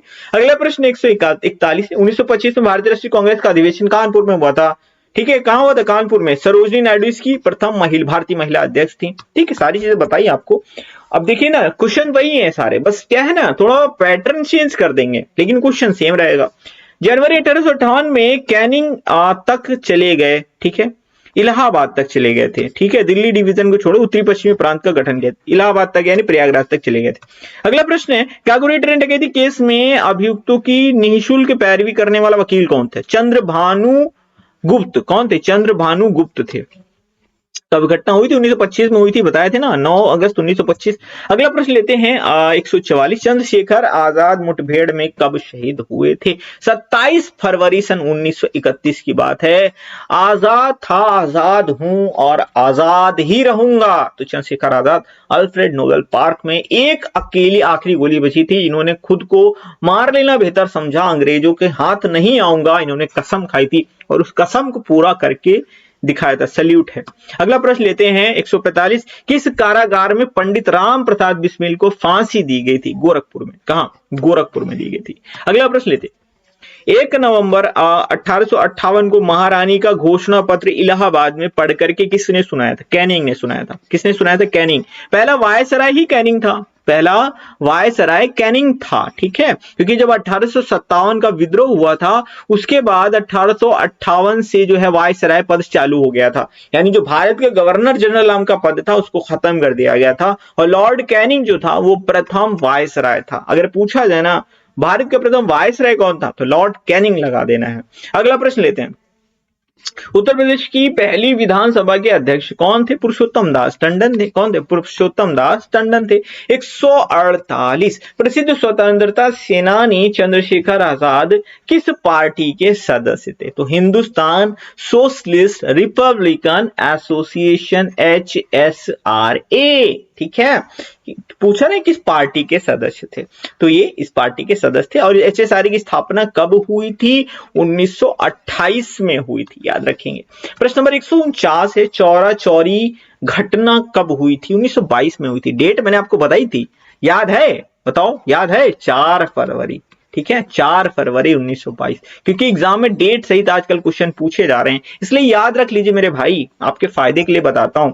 ठीक है, अगला प्रश्न लेते हैं। बलिया में समानांतर अस्थायी सरकार की स्थापना कब की गई थी? 16 अगस्त 1942 को की गई थी। 16 अगस्त 1942 को की गई थी। अगला प्रश्न है, मद्य निषेध लागू करने के लिए चुना गया संयुक्त प्रांत के किस जिले को? मतलब इधर उधर हो गया, संयुक्त प्रांत के किस जिले को मद्य निषेध लागू करने के लिए चुना गया? ठीक है, आप समझ गए ना, इतने समझदार हो, थोड़ा सा रीअरेंज कर लो भैया हिंदी में। प्रश्न नंबर 152 है, 1936 में लखनऊ में आयोजित भारतीय राष्ट्रीय कांग्रेस के अध्यक्ष कौन थे? जवाहरलाल नेहरू थे। कौन थे? जवाहरलाल नेहरू थे। अगला प्रश्न ले लेते हैं, 1940 में मेरठ में आयोजित भारतीय राष्ट्रीय कांग्रेस के अध्यक्ष कौन थे? जेबी कृपलानी। कौन थे? जेबी कृपलानी थे। अच्छा, एक क्वेश्चन ये पूछा जाता है, एकमात्र वो व्यक्ति कौन थे जिन्होंने स्वतंत्रता संग्राम में भाग लिया था और वो एक अध्यापक थे? ऐसा एक क्वेश्चन पूछा गया है, तो याद रखिएगा, पूछ लिया जाए तो बता दीजिएगा, आचार्य जेबी कृपलानी। ठीक है, अगला आचार्य देखिए लिखा ना, आचार्य मतलब कि अध्यापक थे। अगला प्रश्न है, प्रश्न नंबर 154 है, निम्न कथनों पर विचार करिए। अच्छा ठीक करते हैं। अकबर ने 1602 में फतेहपुर सीकरी में बुलंद दरवाजा बनवाया, ठीक मानते हैं। यह दरवाजा अकबर ने अपने पुत्र जहांगीर के जन्म की खुशी में बनवाया? भैया दिमाग सही कि नहीं? ये बुलंद दरवाजा गुजरात विजय पे बनवाया था। भाई सही तो है ऊपर वाला, लेकिन नीचे वाला इन्होंने गलत चेप दिया हमको, तो भैया कौन सा होगा? ए सही है, दोनों नहीं, दोनों सही नहीं है, दोनों सही नहीं है, ए सही है परंतु आर गलत है, तो ऑप्शन नंबर सी यहां पर करेक्ट हो जाएगा। प्रश्न नंबर 155 है, हिंदू और ईरानी वास्तुकला का सर्वप्रथम समन्वय हमें उत्तर प्रदेश की किस इमारत में देखने को मिलता है? ताजमहल में देखने को मिलता है। कहां देखने को मिलता है? ताजमहल में। अगला प्रश्न है, चंद्रशेखर आजाद मुठभेड़ में कहां शहीद हुए थे? इलाहाबाद के अल्फ्रेड नोबल पार्क में शहीद हुए थे। अगला प्रश्न है, भारत छोड़ो आंदोलन के समय उत्तर प्रदेश के किस स्थान पर समानांतर सरकार की स्थापना की गई थी? बलिया में की गई थी। कहां? बलिया में की गई थी। प्रश्न नंबर 158 है, लखनऊ के समीपवर्ती क्षेत्रों में 1924 से 30 के मध्य चल रही किसान आंदोलन का नेतृत्व कौन कर रहा था? मदारी पासी। कौन कर रहे थे? मदारी पासी कर रहे थे। अगला प्रश्न है, एका नामक किसान आंदोलन का नेतृत्व किसने किया था? तो मदारी पासी ने किया था।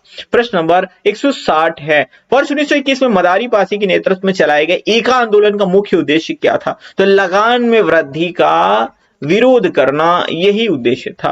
प्रश्न नंबर 161 है, 161, किसने भारत में प्रायोगिक समाजवादी दल निर्मित करने की आवश्यकता पर बल दिया था? तो ये संपूर्णानंद ने बल दिया था। प्रश्न नंबर 162 है, उत्तर प्रदेश दिवस की तिथि को मनाया जाता? भैया 24 जनवरी। कब मनाया जाता है? 24 जनवरी को मनाया जाता। प्रश्न नंबर 163 है, प्रश्न नंबर 163 है, भारत के कुल भौगोलिक क्षेत्रफल में उत्तर प्रदेश का कितना भौगोलिक क्षेत्रफल है? 7.33%। यानी अगर पूरे देश के क्षेत्रफल का देखा जाए तो यूपी में 7.33% है, यानी यूपी का क्षेत्रफल पूरे भारत के क्षेत्रफल का 7.33% है। ये मैं कहने की कोशिश कर रहा हूं, आई थिंक आप समझ गए होंगे। अगला प्रश्न ले लेते हैं, भारत छोड़ो आंदोलन के दौरान बलिया के किस कांग्रेसी नेता के नेतृत्व में अस्थायी सरकार की स्थापना की गई थी? चित्तू पांडे। ठीक है, किसके? बलिया से रिलेटेड कौन है? चित्तू पांडे हैं। सीधा सीधा प्रश्न आता है, कौन बलिया से रिलेटेड है? चित्तू पांडे। अगला प्रश्न लेते हैं 165, संयुक्त प्रांत में 1937 में कांग्रेस की सरकार किसके नेतृत्व में गठित हुई थी? पंडित गोविंद वल्लभ पंत के नेतृत्व में गठित हुई थी। 166 है, वर्ष 1937 में से 1937 से 1950 तक उत्तर प्रदेश को किस नाम से जानते? यूनाइटेड प्रोविंस, संयुक्त प्रांत बोलते थे, यूनाइटेड प्रोविंस बोलते थे। इसके पहले क्या बोलते थे? यूनाइटेड प्रोविंस आगरा और अवध, इसे करके कुछ बोलते थे, लेकिन बाद में खाली यूनाइटेड प्रोविंस बोलते थे 1937 से। अगला प्रश्न ले लेते हैं, यूनाइटेड प्रोविंस का मुख्यालय आगरा से इलाहाबाद कब स्थानांतरित किया गया था? तो ये 1858 में स्थानांतरित किया गया था। अगला प्रश्न है 168, किस वर्ष यूनाइटेड प्रोविंस की राजधानी इलाहाबाद से लखनऊ स्थानांतरित की गई थी? तो इलाहाबाद से लखनऊ स्थानांतरित की गई 1921। अंशतः स्थापित, मतलब ये अंशतः राजधानी थी, अभी परमानेंट नहीं हुई थी, बाद में 1937 में परमानेंट कर दिया गया था लखनऊ को राजधानी। हिंदुस्तान सोशलिस्ट रिपब्लिकन एसोसिएशन के सेनापति चुने गए थे भगत सिंह। कौन चुने गए थे? भगत सिंह चुने गए थे। अगला प्रश्न लेते हैं 170। चंद्रशेखर आजाद ब्रिटिश सरकार के खिलाफ संघर्ष करते हुए इलाहाबाद के किस पार्क में पुलिस मुठभेड़ में शहीद हो गए थे? Alfred Nobel park. ठीक है, अगला प्रश्न लेते हैं 171 है। हिंदुस्तान रिपब्लिकन एसोसिएशन की स्थापना कहां हुई थी? कानपुर में हुई थी। कहां हुई थी? कानपुर में हुई थी। एचआरए की स्थापना की बात हो रही है, सन 1924 की बात हो रही है। अगला प्रश्न ले लेते हैं।